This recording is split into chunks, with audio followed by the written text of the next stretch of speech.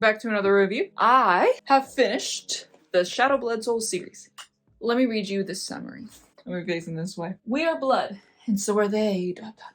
Ow! We're finally free, and we intend to stay that way. But our most dangerous enemy has plans that could upend the entire world.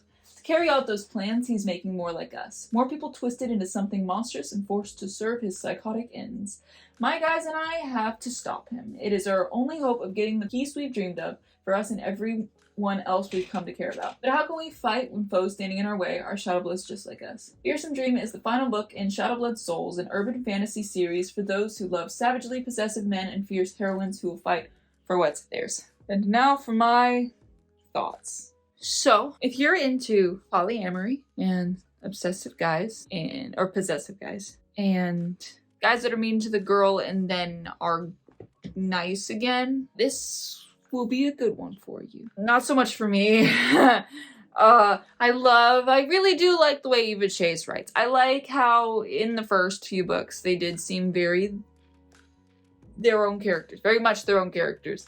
But throughout the series, they seemed to get a little bit more muddy, and they seemed to kind of mold into one another. I at first appreciated in the first two books, that the guys all felt like they were their own characters and they weren't there to be a plaything for Riva, the main character girl.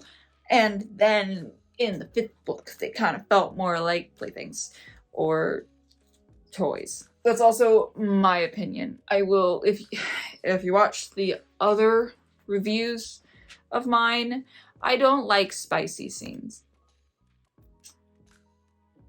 This one had a lot. I didn't like them. But that's not the reason I don't like this series. I can skim over that. I can skip it entirely, and it won't ruin the plot. This plot fell so flat for me. I was so excited for the plot. I was so excited. I was like, okay, all right, you got these shadow creatures. Awesome. I want to see what they can do. We didn't really get to see what they could do. I kind of wanted to see them be... I wanted the shadow kind to be meaner. I wanted a reason to be torn between these two worlds colliding. But I wasn't. I told you how I would rework the series in the last one. And for the most part, yeah, it still stay the same. But the fifth book, first off, it felt really fast-paced. It felt really repetitive. One of the rules about telling a story is to never go back to the same place twice or revisit the same idea twice in a big way. It's something I struggled with, even with When Dead Men Bleed, because I was like, oh, with them going back to Sunny, like, would that be bad? Like, no, because they had to, and there were things that were happening and stuff like that. It was a different situation. It's not the same situation over and over. That being said, okay, throughout the books, they get free, they get captured, they get free, they get captured. What the frick? They're supposed to be super strong, but they keep getting subdued. And then they kill the big bad, right? Right. That is super fast. And then the kid Shadowbloods that they're trying to like save, I don't know how much time has passed because I guess I missed it, but these kids get brainwashed and they get a super buff to their powers, right? Like a boost, I mean. And then the kids are like, no, he made us more powerful, and they got like brainwashed by him, right? Except for like Ajax and the other kid that was Nadia's boyfriend that I can't think of the name of right now. And then they were like, those two plus one were like, we'll come with you. They had that situation with the kids. And they're like, oh, come with us. We're trying to help you. And the kids are like, no. And the kids who have not had as much time to hone their more powerful abilities get the drop on these, on these 6 Shadowbloods and several Shadowkind. Okay? They get the drop on them and they're able to get away. And I'm like, oh my gosh, okay. All right, okay. Maybe it'll be fine. Because Riva's like, oh my gosh, I can't get through to them because there's people in the way. Like, your ability specifically paralyzes people. Like a group, a crowd of people. You can paralyze a crowd of people. Why not use that? It's like she forgot exactly what her powers do. And then all of them have exceptional powers. The telekinesis could have done something. And, the very, very end, they all are able to use all their powers and abilities for, like, they're able to use them correctly and properly, and they can't use it against a bunch of teenagers, and that bugs me. The kids get away, they don't have any major conversations with them, right? And then later, they're coming across, they like blockade them, and they get out of a car, and the kids are like, what are you doing here? And then they have a heart-to-heart and whatever, and then the kids leave again, and then they come back, and they're seeing all of these shadow kind attacking the world. And what do they go do? Instead of researching where these are going, maybe looking through the footage, seeing if they recognize any faces, see if they blah, blah, especially now because they can share powers and because they can pinpoint specific people that they're looking for as long as they're familiar with them. Like, it's the sending message, but like pinpointing on a map, like, there's so much potential there. There's so much. You could do so much with that. You could be so creative with what's going on and what's happening, but instead they're off inside each other. I don't know. And none of the guys seem to have anything important to contribute to ideas or anything. And it's all about Riva. Riva is like, okay, we have to do this. And she's at the head of it all. And like, everyone's waiting for her to come up with this brilliant idea. Why can't the guys chime in? Why can't the shadow kind that are helping them now? Why can't they chime in? I know I'm getting really worked up about this, but it could have been so good. All of this. I feel like it should have been a trilogy. It should not have been 5 books. And it was like, get out of each other. Also, in one of the books, Balthazar, the guy, the big bad, he's like, oh yeah, y'all can have a date.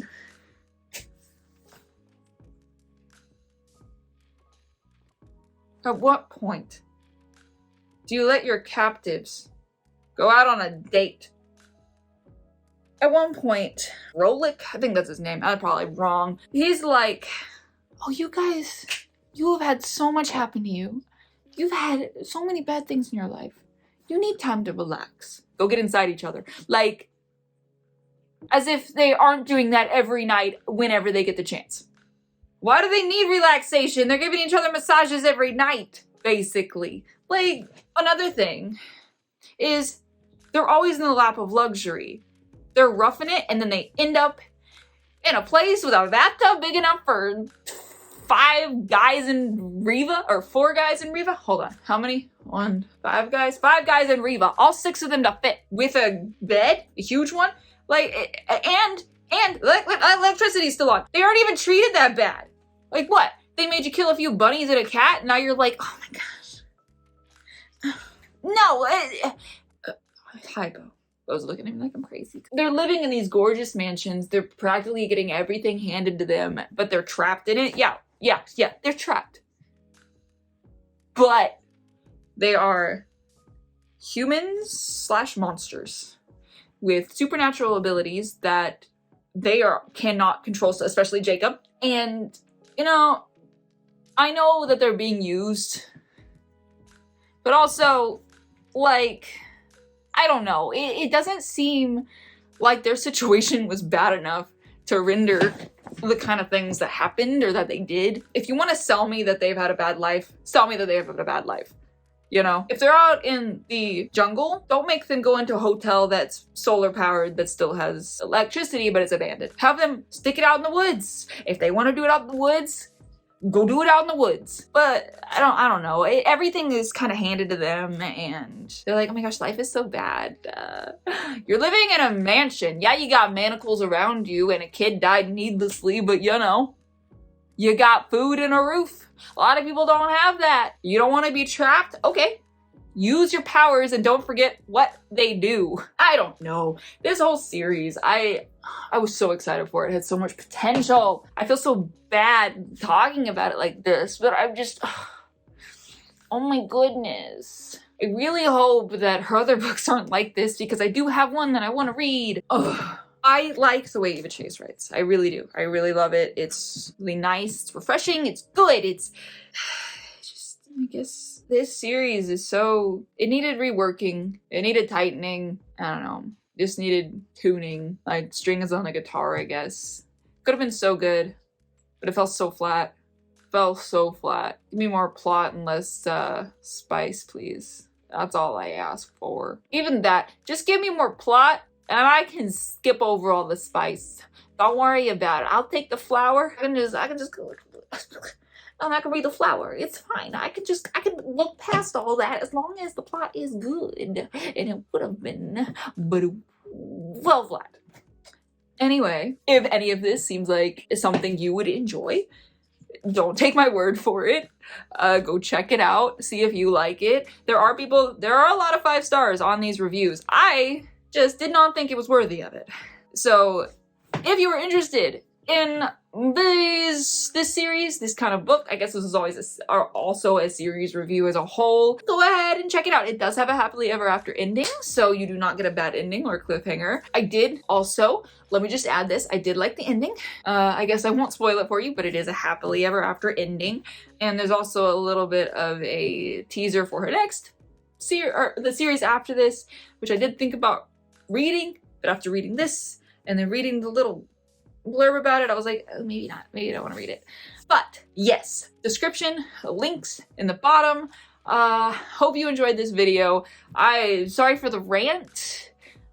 I don't usually rant like this about books because I try to spin it positive. I try to be like, okay, but all this, but this got me fired up. It got me heated. I just want to be over with the past 3 books. Okay, I finished them though. I finished the series. Look at me. I finished my first series of the year. So that's good. Thanks for watching. I'm gonna go before this gets a little too long because it's been a little long, like already. So, thanks for watching. Adios.